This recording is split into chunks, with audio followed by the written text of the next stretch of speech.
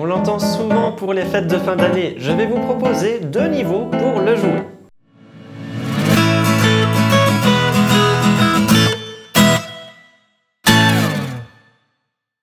Salut à tous, c'est Robin Meis. La musique que je vous propose de découvrir dans cette vidéo est issue du ballet féerie Casse-Noisette de Piotr Ilyich Tchaïkovski. C'est la danse de la fée dragée. Alors j'ai adapté uniquement les 20 premières mesures qui reprend du coup le thème bien connu que vous avez entendu en début de vidéo. J'ai adapté en 2 niveaux différents, une plus facile que l'autre. Je vous joue donc les 2 versions plus lentement que l'original, comme ça vous pouvez analyser les mouvements de mes doigts. Il y aura aussi partition et tablature à l'écran que vous pouvez retrouver en PDF sur mon Tipeee avec le petit i d'information et ensuite j'expliquerai quelques détails techniques importants.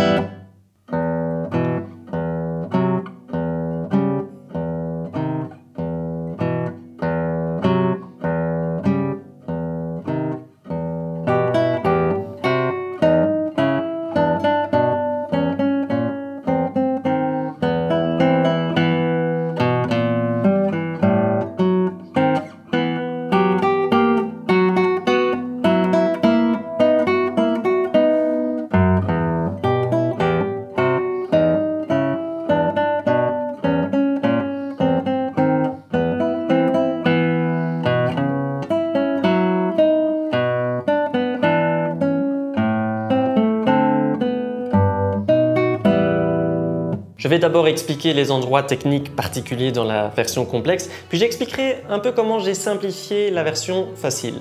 Il est important de jouer tout le morceau un peu en détaché, légèrement staccato, du moins ne pas trop laisser résonner les notes, et donc les couper pour donner un petit côté percussif. Enfin, ce sera surtout pour les croches et non forcément les doubles croches, car c'est un petit peu compliqué avec la vitesse. Dans la version simplifiée, on a les mêmes notes aiguës et basses que la version complexe, mais j'ai supprimé les notes intermédiaires. À la fin de la 8e mesure, dans la version complexe, on a une petite gamme rapide descendante, Mi, Ré, Do, Si, La dièse. Ce sont des triples croches, ça va donc très vite. Et pour alléger la main droite, je propose de réaliser des coulées à cet endroit. Donc du Mi, on va couler la note pour arriver au Ré. Et du Do, on coule la note pour le Si. Voici l'exemple lentement. On a la même chose à la mesure 12 avec les notes Si, La, Sol, Fa, Mi. Voici l'exemple. Et puis encore à la mesure 16, mais cette fois avec une différence au niveau du coulé. À cet endroit, je propose de passer du Sol corde à vide au Fa dièse 4e corde en coulé. Vu qu'il ne s'agit pas de la même corde pour ces 2 notes, il faudra simplement taper fort la 4e corde à la main gauche pour faire sonner le Fa dièse. Et puis ça se termine par Mi, Ré en coulé et Do dièse. Voici l'exemple lentement. De la mesure 17 à la 19, encore une fois, on a des petites gammes en triple croche. N'oubliez donc pas de réaliser les coulées représentées par des petits ponts à l'envers entre les notes.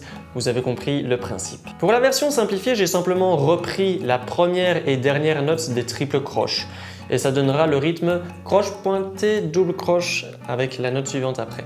Un rythme où la première note est plus longue que la deuxième. Voici le comparatif à la 8e mesure et 9e mesure de la version complexe et simplifiée.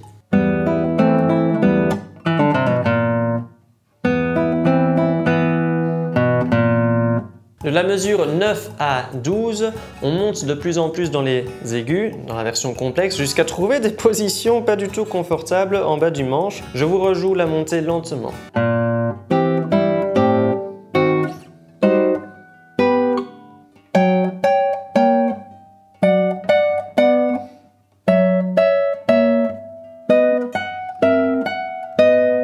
il est possible de faire un autre doigté pour le deuxième temps de la mesure 11. Moi je préfère venir chercher le Fa dièse basse sur la 5e corde car ma main étant de bonne taille et avec une bonne souplesse, je peux l'atteindre. Pour les personnes ayant de plus petites mains, il est possible de plutôt venir chercher la basse Fa dièse sur la 6e corde avec le deuxième doigt comme ceci. Mais du coup, il faudra utiliser le premier doigt pour le Mi de la première corde et c'est une position un peu inconfortable pour les grands doigts.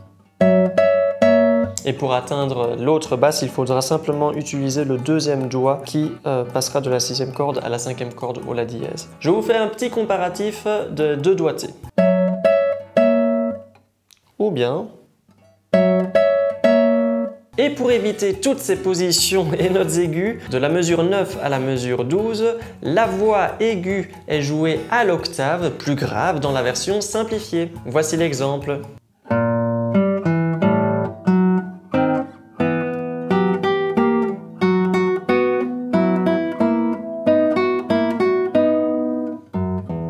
Si vous voulez une pièce plus calme à jouer pour Noël, eh bien j'ai réalisé il y a quelques temps un tutoriel sur la musique Douce Nuit.